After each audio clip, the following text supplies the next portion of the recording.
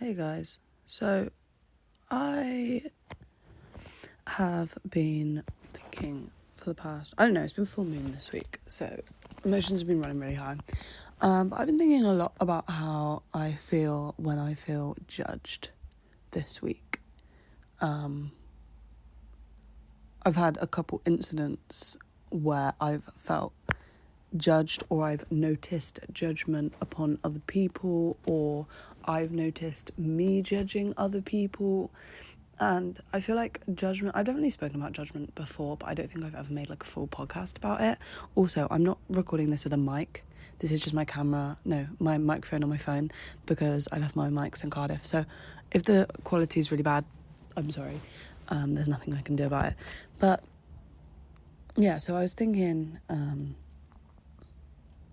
the other day and today and for the last week about how judgment affects us, and I think it affects me slightly differently because I have ADHD, and if anyone has ADHD and knows anything about RSD, which is rejection sensitive disorder, it's like a thing that you get as like a side part of ADHD, which basically makes you, like the name suggests, really sensitive to rejection, and like social rejection is really difficult for you to process. And I've always been a person that's really struggles with feeling excluded socially from settings or environments or like groups of people, and it's something that I've always taken really personally. I think because I kind of grew up as an undiagnosed ADHD child, I didn't understand why people didn't like me, because I was like kind of behaved differently or like processed things differently to them, and they were, I think, a bit like, you're weird, and like I was like, no, I'm not, I'm normal. I wasn't normal, obviously. And growing up, that's manifested in me as like always feeling like I'm not wanted around. Like I always feel a bit of an outcast, purely because of my childhood conditioning. So I feel like a lot of people with ADHD will probably resonate with that specifically. As for people that are not neurodivergent, I don't really know how that presents, and I guess it's all down to individual experience. But like for the most part, I think I'm going to speak from my perspective and just hope that it resonates with someone, because that's all I can really do. I can't really speak on behalf of anyone else unless it was an interview. But I think like the thing for me is, I saw this post ages ago, and it was saying that when you feel comfortable around someone is when your divine feminine comes out, and when you don't, your divine feminine like kind of shies away and your divine masculine takes over, which is like asserting dominance and trying to like act like hard in a situation. Do you know what I mean? So like the divine feminine is like when you see people dancing, when you see them like singing and like moving around and like being happy and like very la-di-da-di-da-da-da. And I guess if you're looking at it from a masculine and feminine standpoint, obviously a lot of men aren't taught to express their divine feminine, which is why you don't see that so commonly in men as you do with women. But I also think it's very evident if you watch a woman walk down the street late at night, she's very rarely displaying her divine feminine, unless she's with a group of her friends where she feels safe. Do you sort of see what I mean in that sense? Like I'm trying to think of like real life examples where that would make sense, you know? And I think there is a big... I'm trying to think of the right words. There's a big difference between when... Within judgment, I feel like within judgment, there's a couple of different ways you can be judged, and a couple of different ways that we react to certain judgments. And I think like one of the ways, like I just explained, is to shut down. But I also think another way is much harsher, and it's when someone has, I guess, seen your divine feminine and judges you for that. So I think this will probably resonate with a lot of boys, is when they finally feel comfortable around someone, or they finally feel that they can talk about their feelings or communicate, or okay, I'm gonna do a bit of promo here, but one of my friends, Joe's, put a song out recently to do with an ex, and he has told me that crying for him is a super vulnerable thing, and that is a very, very big display of the divine feminine, and it's something that he really struggles with. And he said that one thing that's really, really haunted him since this moment happened was that his ex said, "Why have you got to cry for?" And I think I also can resonate in the sense that when you display emotion, or when you display vulnerability to someone and they shut you down for it, especially if this is a repeated thing that happens over and over again, like constantly trying to get through to someone or trying to speak up about something. Look at like rape victims, and you're constantly trying to be heard and you're just not heard. It's almost like your divine feminine is constantly being shut down. And I've noticed that there's a pattern where that really strikes a nerve with people. And when you talk to people about things that have really hurt them, it usually goes back to their divine feminine being discarded. And that's when the walls go up and, you know, people are like, well, I'm not doing this anymore, and rah, rah, rah. And you don't see that happy, laughy side of them anymore because they don't feel they can express it, because when they have expressed it, they just get shut down for it and they just get like discarded. Their emotions are discarded. They're not taken into account. And sorry, I'm a bit like congested because I've just done my full moon rituals and I've had a cry. Sorry, it's the full moon. I get emotional. But yeah, I think it's something that really we don't learn.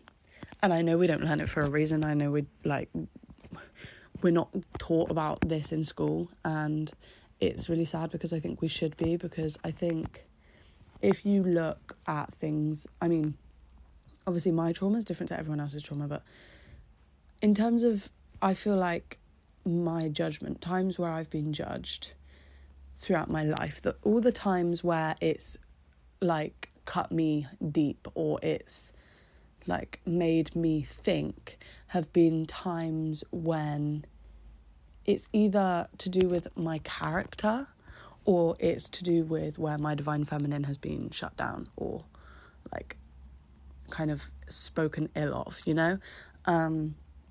And it's really hard to like navigate those situations, especially when we're not taught to communicate. I mean, like, I'm really lucky that I've now got people in my life that will communicate with me about things like that, so it's not so much of an issue. But I know that for a fact when I was growing up, I had a lot of people in my life that also had the similar issues to me and didn't have people that they could communicate with, you know? It's like, I do feel like as you get older, communication does get easier because you become more comfortable with being vulnerable. But I also think that we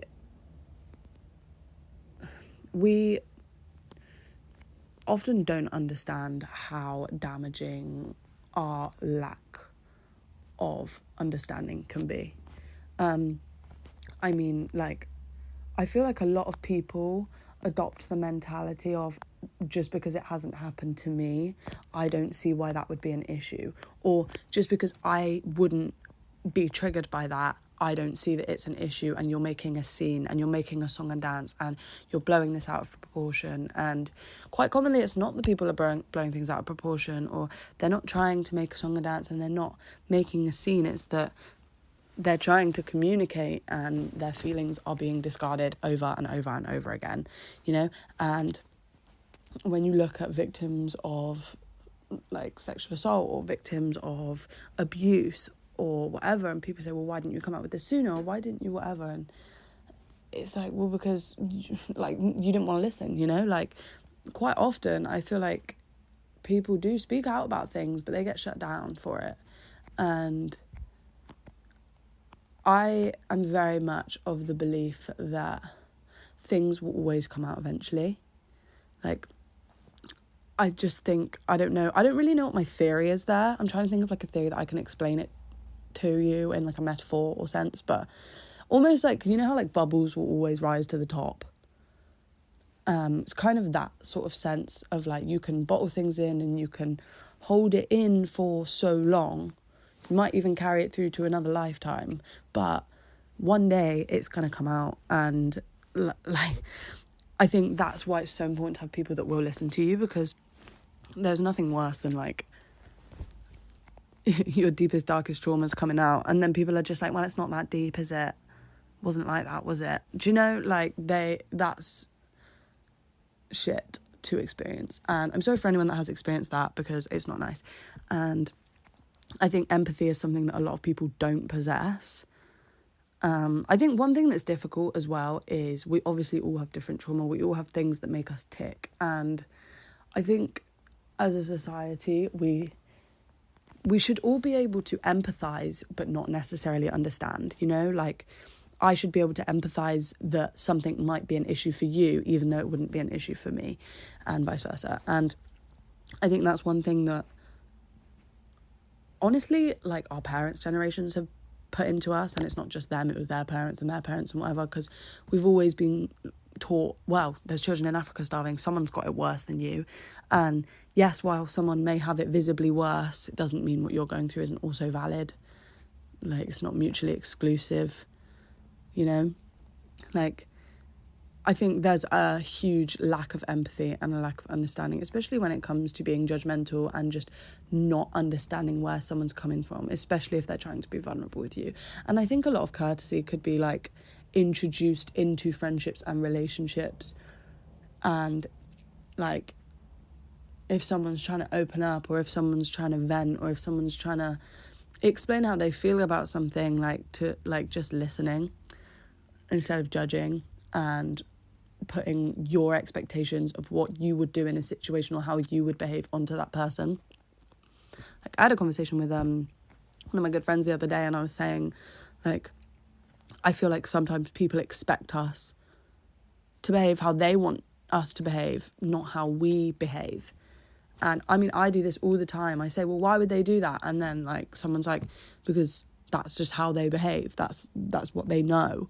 And it kind of like helps me sort of take a step back and go like, okay, yeah, they have different life experiences to me. They've been through different things. They've experienced different trauma and different shit, respectfully. So they see things through a different lens, you know. They're like, I've spoken about like my lens theory before, and it's that everyone's born with like the same lens, right? And then throughout life you get like shit on your lens, or some parts of your lens become clouded or a different colour, so you don't see through the same lens as anyone else. And there'll be parts of your lens that are completely blacked out through trauma, so you like point blank refuse to see things the way someone else would see it, because you physically can't. Actually, I don't believe that you physically can't. I believe that you can clean your lens, but you have to clean it from the inside out, not the outside in, which is through like shadow work and like realising your toxic traits and realising what you've been through. Because I think a lot of people actually aren't aware of their trauma, and they're not aware of the things that affect them. Because, you know, like some people get funny about things and you're like, why is that bothering you? And they're like, I don't know. And it's like, they don't realise why they're bothered. And it's like, it takes a long while, I think, to realise like what makes you tick. And that's kind of what I mean by cleaning the lens from the inside out, is like like until we realise that our lens is distorted, we won't appreciate that not everyone sees life the same way as us. And I think it would help us all to be a little bit more understanding if, instead of counteracting what everyone has to say about how they feel about something, they can just say, do you know what, you experienced that differently to me, or I wouldn't have experienced it in the same way, but the way you're experiencing it is valid, you know, and that's okay. As much as I might not understand it, I don't have to understand it, but I can empathise with it, you know. And I think, sorry, my brain's just switched off. That was a short one. Thanks, guys. Sorry, that was really short. I expected at least 20 minutes, but thanks for listening, and I love you guys, and I'll speak to you soon.